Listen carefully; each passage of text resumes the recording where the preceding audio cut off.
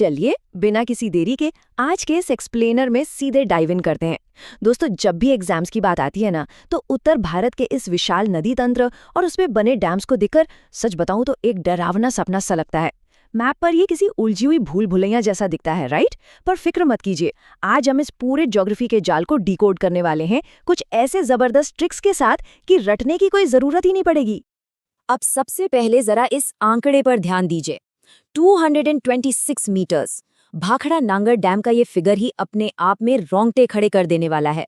जरा सोचिए, कंक्रीट की एक ऐसी विशालकाय दीवार जिसके पीछे इतना अथाह पानी भरा है कि अगर वो एक साथ छूट जाए तो ना जाने कितने शहर पूरी तरह डूब जाएंगे। ये सिर्फ एक नंबर नहीं है, बल्कि ह्यूमन इंजीनियरिंग का एक बेहद खौफनाक और उतना ही शानदार नमूना है। लेकिन यहाँ सबसे बड़ा ट्विस्ट क्या है? सतलुज नदी पर बना ये भाखड़ा नांगल कोई आम दीवार नहीं है, ये एक ग्रेविटी डैम है। बेसिकली एक बड़ा सा आर्टिफिशियल पहाड़। हिमालय की नदियां बहुत ज्यादा मिट्टी और गाद लेकर आती हैं और उनके पानी का वेग तो हम सब जानते ही हैं, बिल्कुल अग्रेसिव। तो ये ढांचा इतना भारी बनाया गया है कि ये पानी के उस खतरनाक प्रेशर को सिर्फ और सिर्फ अपने खुद के वजन यानी ग्रेविटी के दम पर रोक लेता है ना कमाल की साइंस? तो आज के इस सेशन का हमारा रोड मैप बिल्कुल क्लियर है। हम शुरुआत करेंगे इस सिस्टम को डिकोड करने से, फिर चलेंगे उत्तर पश्चिम की नदियों और उनकी मेमोरी ट्रिक्स की तरफ। उसके बाद हम गंगा सिस्टम के अंदर आने वाली सहायक नदियों का जाल समझेंगे और आखिर में देखेंगे उस वाइल्ड और बेकाबू चंबल नदी को। चलिए सबसे पहले मैप के टॉप हिस्से पर फोकस करते हैं, यानी उत्तर पश्चिम की नदियां। यहाँ हमारा मेन टारगेट है जम्मू कश्मीर और हिमाचल प्रदेश में फैले हाइड्रो इलेक्ट्रिक प्रोजेक्ट्स के वेब को सुलझाना। अब किसी भी उलझन में पड़ने से पहले बेसिक फाउंडेशन सेट कर लेना बहुत ज़रूरी है। देखिए, जम्मू और कश्मीर में झेलम नदी पर है तुलबुल प्रोजेक्ट। उसके बाद पंजाब और हिमाचल के बॉर्डर पर रावी नदी पर रणजीत सागर है, जिसे थीन डैम भी कहते हैं। हिमाचल में व्यास नदी पर पौंग डैम मिल जाएगा और सतलुज पर है नाथपा झाकरी। ये कुछ ऐसे बेसिक मार्कर हैं जो हमेशा दिमाग में फिट रहने चाहिए। लेकिन असली गेम तो अब शुरू होता है। एग्जामिनर्स का सबसे बड़ा ट्रैप इसी रीजन में होता है। जैसे ये सवाल देखिए, दुलहस्ती हाइड्रो इलेक्ट्रिक प्रोजेक्ट किस नदी पर है? ऑप्शन में झेलम और चिनाब दोनों होते हैं, और यहीं पर मैक्सिमम कैंडिडेट्स फ्रीज हो जाते हैं क्योंकि दोनों नदियां सेम रीजन से बहती हैं। चिनाब पर तो एक साथ कई प्रोजेक्ट्स हैं, बगलीहार, सलाल और दुलहस्ती। तो इस ट्रैप से कैसे बचा जाए? साइकोलॉजी कहती है कि हमारा दिमाग बोरिंग फैक्ट्स जल्दी भूल जाता है, पर उसमें थोड़ा ड्रामा डाल दो तो लाइफ लॉन्ग याद रहता है। तो बस इस लाइन को याद रखिए, चिनाब के बागी साले हस्ती मिटा देंगे। थोड़ा अग्रेसिव लग रहा है ना, पर यकीन मानिए ये ट्रिक किसी मैजिक की तरह काम करती है।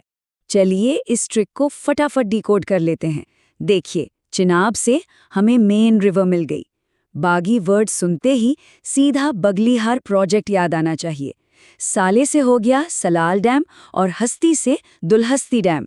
बस इस एक फिल्मी डायलॉग ने चिनाब नदी के तीनों डैम्स को एक साथ लॉक कर दिया है। अब एग्जाम में कोई कंफ्यूजन नहीं होगा। पहाड़ों के इस मेज को सॉल्व करने के बाद अब टाइम आ गया है नीचे मैदानी इलाकों की तरफ उतरने का। यहाँ हम गंगा और उसकी सहायक नदियों के कॉम्प्लेक्स जाल को समझेंगे। मेन गंगा रिवर के इन दो एक्सट्रीम पॉइंट्स को समझना बहुत इंपॉर्टेंट है। एक तरफ है उत्तराखंड में भागीरथी और भिलंगना के संगम पर बना टिहरी डैम, जो कि भारत का सबसे ऊंचा और विशालकाय डैम है। और बिल्कुल दूसरे एंड पर पश्चिम बंगाल में है फरक्का बैराज। फरक्का इसलिए क्रूशियल है क्योंकि गर्मियों में पानी कम होने पर कोलकाता पोर्ट को बचाने के लिए पानी को डाइवर्ट करने का मुद्दा यहाँ हमेशा काफी विवादित रहता है, और पेपर सेट करने वाले ऐसे ही एक्सट्रीम और डिस्प्यूटेड पॉइंट्स को अक्सर टारगेट करते हैं। पर एग्जामिनर हमेशा एक कदम आगे होता है। अगर कोई रट कर गया है कि रिहंद डैम रिहंद नदी पर है, तो वो यहाँ मात खा जाएगा, क्योंकि सवाल अक्सर ये आता है कि रिहंद डैम किस नदी की सहायक नदी पर बना है। यहाँ सुपरफिशियल नॉलेज काम नहीं आएगी। असली तैयारी का मतलब है ये जानना कि रिहंद नदी खुद सोन नदी की एक सहायक नदी है। यानी सिर्फ मेन नदी पता होना काफी नहीं, पूरा फैमिली ट्री जानना पड़ेगा। अब फैमिली ट्री और रिश्तों की बात चली है तो बेतवा नदी को कैसे भूल सकते हैं। इस पर दो बेहद मेजर डैम्स हैं और इन्हें याद रखने का तरीका बिल्कुल सिंपल सी एक घरेलू गॉसिप है। ट्रिक है, बेटी ने माता को राज बताया। है ना बिल्कुल आम सी फैमिली कहानी। इस गॉसिप को डिकोड करना तो और भी आसान है।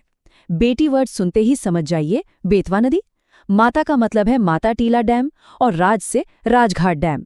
इस छोटी सी कहानी ने इन अजीब से ज्योग्राफिकल नामों को ऐसी लड़ी में पिरो दिया है कि अब इन्हें चाह कर भी नहीं भुलाया जा सकता। गंगा सिस्टम के बाद चलिए अब सीधे रुख करते हैं यमुना सिस्टम की तरफ। यहाँ सबसे बड़ा चैलेंज होगा इसकी सबसे बागी और बिंदास शाखा को समझना। जी हाँ, चंबल नदी। पता है, चंबल का नेचर बाकी हिमालयी नदियों से बिल्कुल अलग है। ये उस रूखे और अर्ध शुष्क लैंडस्केप को बिल्कुल एक जंगली घोड़े की तरह चीरती हुई आगे बढ़ती है। इसका बहाव इतना अग्रेसिव है कि इसने मध्य भारत में बड़े बड़े और खतरनाक बीहड़ बना दिए हैं। इसी डिस्ट्रक्टिव पावर को काबू में करने और सिंचाई के लिए यूज करने के लिए ही इस नदी पर बैक टू बैक कई डैम्स बनाए गए। पर अब इन सभी ऐतिहासिक नामों वाले डैम्स को ऑर्डर में कैसे याद रखें? इसके लिए एक अल्टीमेट रोड ट्रिप वाली ट्रिक है। चलिए इमेजिन करते हैं कि हिस्ट्री के कुछ बड़े लीडर्स एक साथ एक ट्रिप पर निकले हैं और चंबल का मैप तैयार कर रहे हैं। ट्रिक है, राजा, गांधी और जवाहर चंबल से कोटा ले गए। इस रोड ट्रिप के स्टॉप्स को मैप करते हैं चलिए। राजा हो गया राणा प्रताप सागर, गांधी से सीधा गांधी सागर, जवाहर यानी जवाहर सागर, और लास्ट स्टॉप कोटा बन गया कोटा बैराज।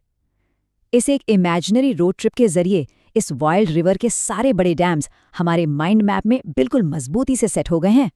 लेकिन रुकिए, एक छोटा सा ट्विस्ट बचा है। मैचिंग वाले क्वेश्चंस अक्सर धोखा दे जाते हैं। नदी एक है, लेकिन इसका मैनेजमेंट 2 स्टेट्स के बीच बटा हुआ है। इस टेबल पर गौर कीजिए। गांधी सागर एक्चुअली मध्य प्रदेश के अंडर आता है, जबकि राणा प्रताप सागर, जवाहर सागर और कोटा बैराज ये तीनों राजस्थान के हिस्से में हैं। ये छोटा सा लॉजिक अगर याद रहा तो ऐसी गुगली पर कोई कभी आउट नहीं होगा। और दोस्तों, इस एक्सप्लेनर के एंड में वापस उन पहाड़ों की तरफ चलते हैं जहां ये पानी सिर्फ पानी नहीं बल्कि जियोपॉलिटिक्स का एक बड़ा मुद्दा बन जाता है। जम्मू कश्मीर का किशन गंगा प्रोजेक्ट अक्सर न्यूज में रहता है, पर क्या कोई गेस कर सकता है कि ये किस बड़ी नदी की सहायक नदी है? ये आखिरी सवाल सिर्फ एक फैक्ट चेक नहीं है, ये इस बात का प्रूफ है कि इन नदियों का बहाव सिर्फ किताबों तक सीमित नहीं है, ये राष्ट्रों के बीच का बैलेंस भी तय करती हैं। आज हमने इस पूरी भूल भुलैया को डिकोड कर दिया है। अब आगे की खोज का रास्ता बिल्कुल साफ है।